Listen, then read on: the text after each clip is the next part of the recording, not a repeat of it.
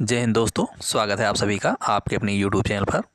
दोस्तों, आज के इस वीडियो में हम लोग हिंदी के मोस्ट इम्पॉर्टेंट क्वेश्चन को डिस्कस करेंगे, जो कि आपके आगामी लगभग सभी भर्ती परीक्षाएं जिसमें हिंदी से संबंधित क्वेश्चन पूछे जाते हैं, उन सभी एग्जाम्स के लिए सारे क्वेश्चन बहुत ही इंपॉर्टेंट हैं।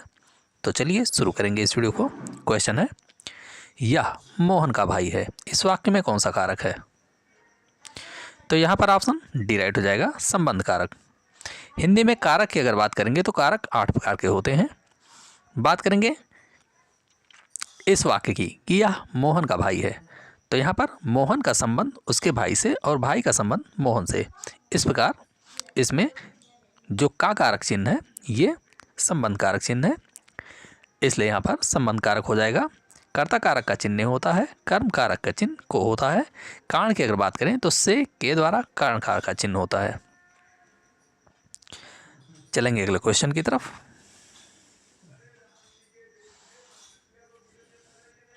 सुगंधित शब्द में कौन सा प्रत्यय है? तो यहां पर ऑप्शन सी राइट हो जाएगा, इत प्रत्यय। प्रत्यय किसे कहते हैं? ऐसे शब्दांश जो शब्द के अंत में जोड़े जाते हैं और उस शब्द के अर्थ में कुछ विशेषता या परिवर्तन लाते हैं, तो उसे प्रत्यय कहते हैं। प्रत्यय दो प्रकार के होते हैं, कृत प्रत्यय और तद्धित प्रत्यय। जो क्रिया या धातु के साथ जोड़े जाते हैं वो कृत प्रत्यय कहलाते हैं, जबकि जो संज्ञा, सर्वनाम, विशेषण इत्यादि के साथ जोड़े जाते हैं वो तद्धित प्रत्यय कहलाते हैं।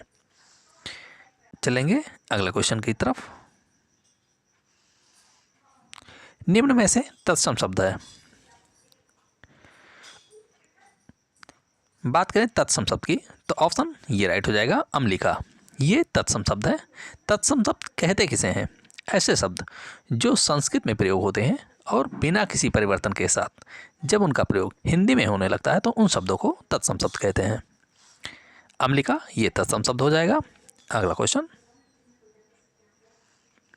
भवन शब्द में कौन सी संधि है? भवन की बात करेंगे तो इसमें अयादि संधि हो जाएगी। ऑप्शन सी राइट हो जाएगा। संधि 3 प्रकार की होती है, कौन कौन सी? स्वर संधि, व्यंजन संधि और विसर्ग संधि, जिसमें स्वर संधि के 5 भेद होते हैं, कौन कौन से? दीर्घ संधि, वृद्ध संधि, यण संधि, गुण संधि और अयादि संधि। बात हो रही है यहाँ पर भवन की, तो इसमें अयादि संधि हो जाएगी। भवन का अगर संधि विच्छेद करेंगे तो इसका संधि विच्छेद भो धन अन, इस प्रकार इसका संधि विच्छेद होगा। बात करेंगे संधि की तो अयादि संधि हो जाएगी। अगला क्वेश्चन,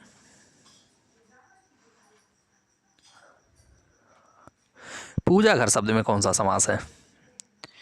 बात हो रही समास की, तो हिंदी में समास 6 प्रकार के होते हैं। बात करेंगे पूजा घर की तो इसमें तत्पुरुष समास हो जाएगा।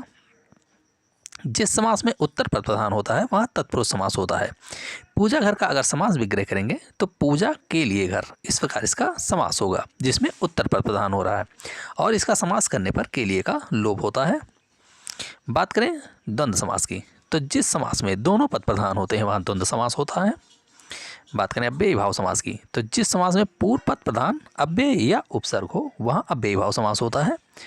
बात करें ऑप्शन डी की, द्विगु समास की, तो जिस समास में पूर्व पद संख्यावाची विशेषण हो और समस्त पद मिलकर किसी समूह या समाहार का बोध कराएं वहाँ द्विगु समास होता है।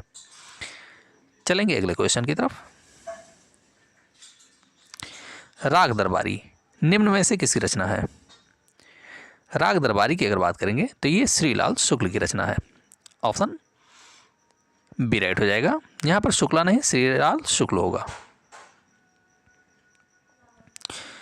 रामवृक्ष बेनीपुरी की अगर बात करेंगे तो गेहूं बनाम गुलाब, रामवृक्ष बेनीपुरी की रचना है, जो कि बहुत ही इंपॉर्टेंट रचना है एग्जाम की दृष्टि से। अगला क्वेश्चन, चारपाई किस प्रकार का शब्द है? चारपाई की अगर बात करेंगे तो ये योग रूढ़ शब्द हो जाएगा। व्युत्पत्ति के आधार पर शब्द 3 प्रकार के होते हैं, कौन कौन से? रूढ़, यौगिक, योग रूढ़। जो 2 या 2 से अधिक वर्णों से मिलकर बनता है और जिसका खंड करने पर कोई सार्थक अर्थ नहीं मिलता है वो रूढ़ शब्द कहलाता है।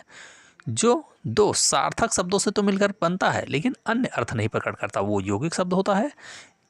बात करें योग रूढ़ शब्द की तो जो 2 या 2 से अधिक शब्दों से मिलकर तो बने लेकिन ये अन्य अर्थ प्रकट करता है, इसलिए वो योग रूढ़ शब्द कहलाता है। यानी जो शब्द अन्य अर्थ प्रकट करते हैं वो योग रूढ़ शब्द कहलाते हैं। उदाहरण के लिए इसमें बहुब्रीहि समास को समझ सकते हैं। जो शब्द बहुब्रीहि समास वाले होते हैं वो योग रूढ़ शब्द होते हैं। अगला क्वेश्चन, श्रृंगार रस का अस्थायी भाव है। श्रृंगार रस की वर्तनी यहां पर शुद्ध नहीं है। श्रृंगार रस की वर्तनी इस प्रकार होगी, इस प्रकार श्रृंगार की वर्तनी शुद्ध होगी। करेंगे इसके अस्थायी भाव की, तो ऑप्शन डी राइट हो जाएगा, रति। श्रृंगार रस का अस्थायी भाव रति होता है। पृथ्वी किस प्रकार का शब्द है? तो यहां पर ऑप्शन बी राइट हो जाएगा, स्त्रीलिंग शब्द है। यानी कि ये लिंग की दृष्टि से पूछा जा रहा है कि पृथ्वी किस प्रकार का शब्द है, तो यहाँ पर स्त्रीलिंग शब्द हो जाएगा। हिंदी में लिंग की अगर बात करेंगे तो लिंग दो प्रकार के होते हैं, कौन कौन से? स्त्रीलिंग और पुल्लिंग। तो दोस्तों ये वीडियो कैसा लगा इसे कमेंट बॉक्स में ज़रूर बताएं।